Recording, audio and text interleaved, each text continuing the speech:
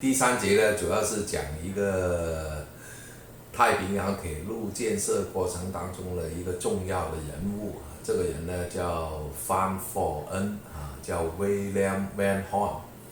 这个范霍恩呢是一个美国人啊，他在美国呢是一个铁路建设的专家啊，加拿大太平洋铁路公司呢用重金呢聘请他过来。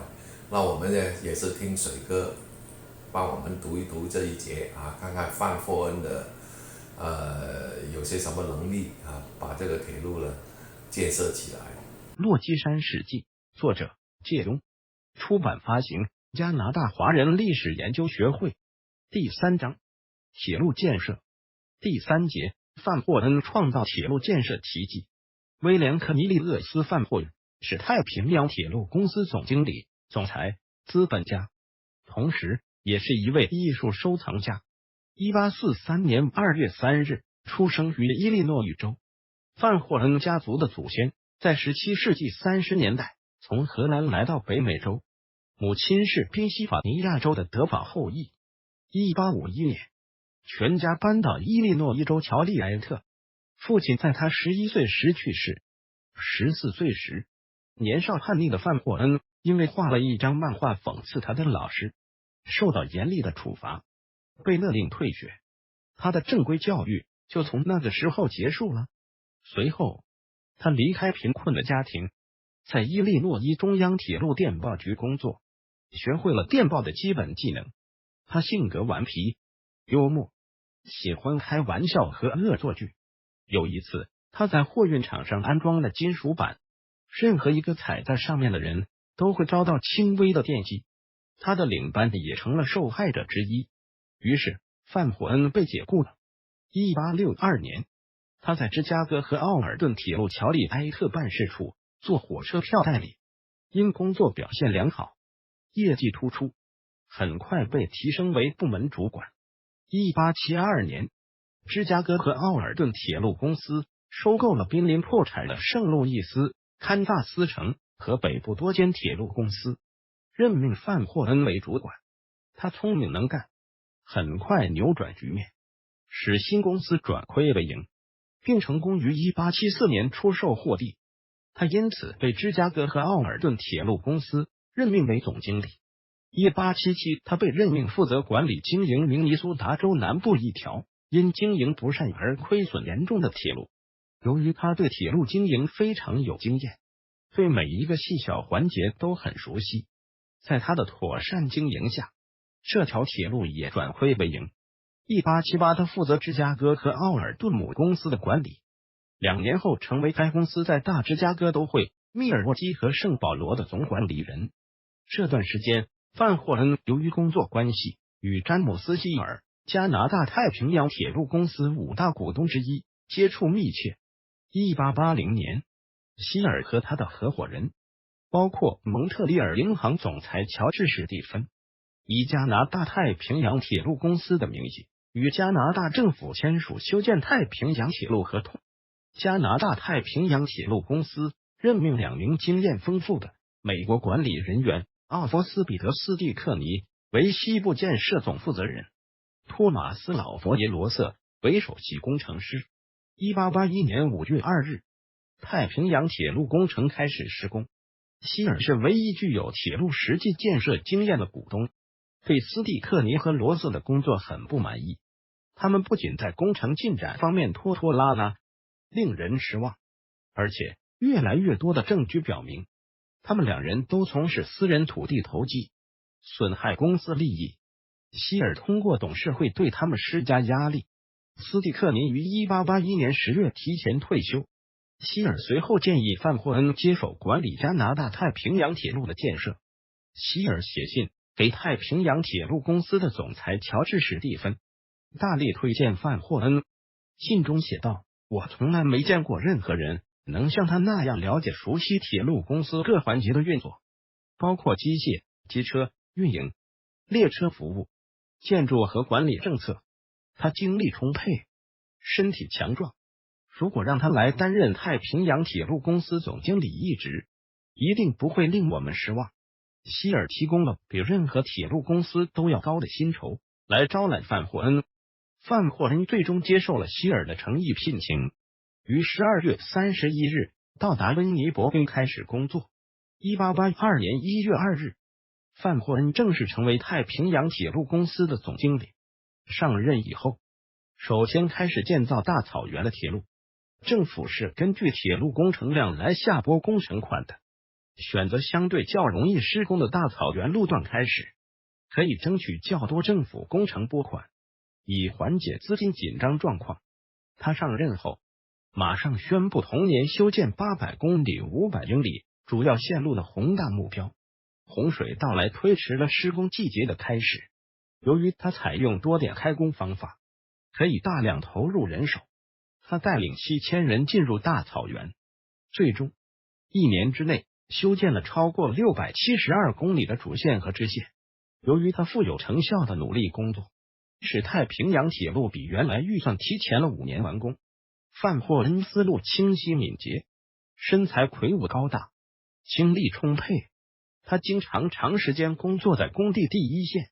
他做事果断，对于不胜任的工程主管马上进行撤换。由于施工难度增加，很多承包商都想要追加预算，但最终迫于他的威严而不了了之。1885年，铁路快要建成的时候，大量投资者认为落基山脉有取之不尽的天然资源，有3个地质勘探人员在班夫发现了温泉，吸引了大量游客和人口，逐渐形成一个小镇。铁路通车以后，班夫迎来更多的投资者，他们无秩序的开发房地产、煤矿、林木、农田、牧场，对自然环境造成极大的破坏。范霍恩看在眼里，痛在心中。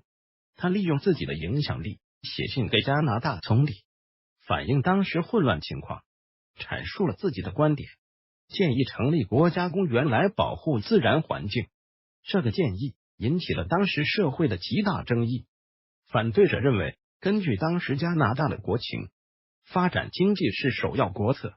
但范霍恩认为，如果不马上注重环境保护，今天我们所看到的美景，子孙后代将无法再看到。几经努力，国家公园法最终通过，落基山脉公园成为加拿大第一个国家公园的前身。国家公园严厉禁止采矿、打猎、伐木等对自然环境破坏严重的行业，可以有限度的发展旅游业、修建酒店、修建公路等相对环境破坏较小的行业。太平洋铁路公司一系列古堡酒店就是本着这一原则建成的。国家公园的环境保护与经济发展两者之间尽量取得平衡。范霍恩达到了保护环境、发展旅游业的目的，为铁路公司带来大量的旅游客源。1888年8月7日，乔治史蒂芬退休，范霍恩就任公司总裁。在这期间，他利用铁路积极推动加拿大东部密集的人口向中西部移民，使加拿大的人口分布与经济发展得到平衡。他于1899年6月12日辞去总裁职务。在就职期间，他把投资太平洋铁路所获得的丰厚资产购买了大量艺术品，并将其中一部分捐赠给高等院校。1915年，第一次世界大战期间，他被总理罗伯特·莱尔德博尔登爵士任命为资源委员会主席。不幸的是，范霍恩于当年的9月11日去世。他的遗体由火车专列从蒙特利尔运回他的出生地乔利埃特，安葬于奥克伍德公墓。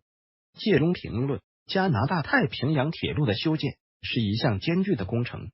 范霍恩上任不久，马上定下一个大胆的建设目标。虽然这个目标未曾完全实现，但充分显示出他粗犷豪迈的性格。这使他战略上轻视困难。他亲力亲为做了很多细致的具体工作，如改变线路、分包合同、筹集资金、工程进度、供应配合、选用人才，每一项都是棘手的工作。他小心翼翼、细心操办，这表现他战术上重视困难，要成就大事。两种工作方法缺一不可。范霍恩两方面都表现得非常出色，所以才能够顺利并且提前完成这个规模庞大的世纪工程。听完水哥讲这个太平洋铁路的总经理叫范霍恩哈，这个人呢就是很年轻啊，当时他来的时候呢，当这个铁路局的总经理呢，才30多岁。